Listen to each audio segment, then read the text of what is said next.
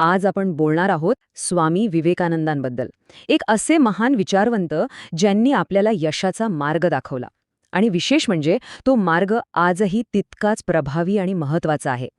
चला तर मग त्यांच्याच शक्तिशाली विचारांमधून प्रेरणा घेत यशाची ती नेमकी सूत्र आहेत तरी काय हे जाणून घेऊया. तुम्हाला माहिती आहे, स्वामी विवेकानंदांच्या विचारांनी लाखो लोकांना प्रेरणा दिली आहे. आणि आजही विशेषतः तरुणांसाठी त्यांचे शब्द यशाच्या प्रवासात एक जबरदस्त मार्गदर्शक ठरतात. चला सुरुवात करूया त्यांच्या सगळ्यात प्रसिद्ध आणि शक्तिशाली विचाराने. हे फक्त एक वाक्य नाहीये, तर यशाच्या संपूर्ण तत्वज्ञानाचा हा पाया आहे. ते म्हणाले होते, उठा, जागे व्हा आणि ध्येय साध्य होईपर्यंत थांबू नका.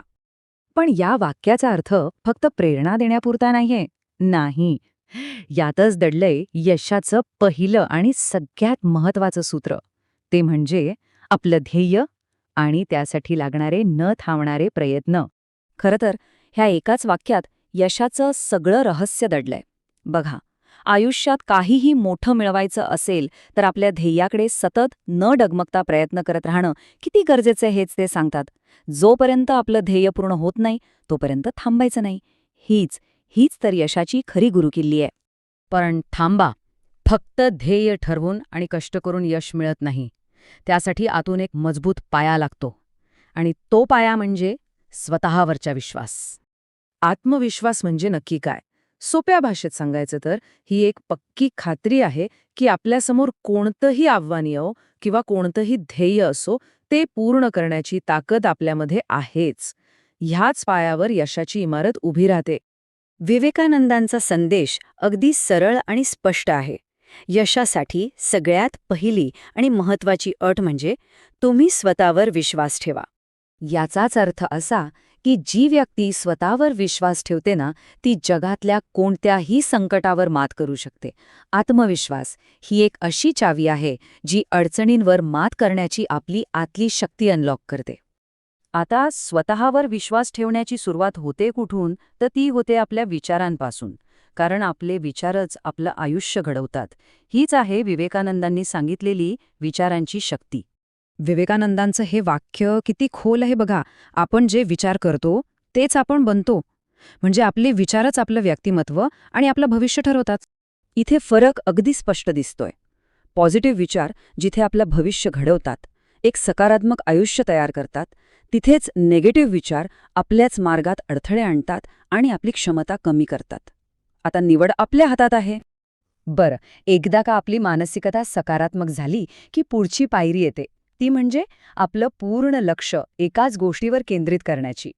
विवेकानंदांच्या मते यशासाठी एकाच विचाराला आपलं जीवन बनवणं अत्यंत गरजेचं आहे. खूप मोठं यश मिळवण्याचा मार्ग म्हणजे काय? तर आपण निवडलेल्या एका कल्पनेसाठी स्वतःला पूर्णपणे झोकून देणं, आपली सगळी ऊर्जा एकाच ध्येयामध्ये ओतणं. मग हे करायचं कसं? विवेकानंदांनी यासाठी एक जबरदस्त मंत्र दिलाय.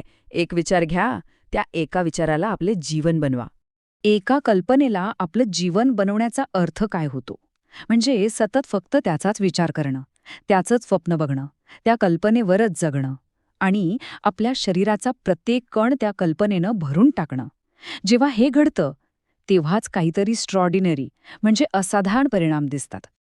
तर मग ह्या सगळ्या विचारांना आपण एकत्र केलं तर यशाची गुरुकिल्ली काय मिळते? विवेकानंद आपल्याला यशाची एक अगदी सोपी त्रिसूत्री देतात. आयुष्यात जर खरंच यशस्वी व्हायचं असेल तर त्यांच्या शिकवणीनुसार हे 3 गुण आपल्या अंगी बाणवणं अत्यंत आवश्यक आहे. तर ही आहे यशाची त्रिसूत्री. 1. स्वतःवरचा प्रचंड विश्वास म्हणजे आत्मविश्वास. 2. ध्येयासाठी अपार मेहनत करण्याची तयारी. आणि 3. सकारात्मक विचारांची ताकद. जेव्हा हे 3ही गुण एकत्र येतात ना, तेव्हा यश मिळण्यापासून कोणीच रोखू शकत नाही. चला तर मग स्वामी विवेकानंदांच्या या जबरदस्त विचारांमधून आपण प्रेरणा घेऊया आणि आपल्या आयुष्यातली मोठी ध्येय पूर्ण करण्यासाठी एक पाऊल पुढे टाकूया. पण जाता जाता प्रत्येकाने स्वतःला एक प्रश्न विचारायलाच हवा. विवेकानंदांच्या या विचारांपैकी असा कोणता एक विचार आहे जो आजपासूनच आपल्या जीवनाचा भाग बनू शकतो? विचार नक्की करा.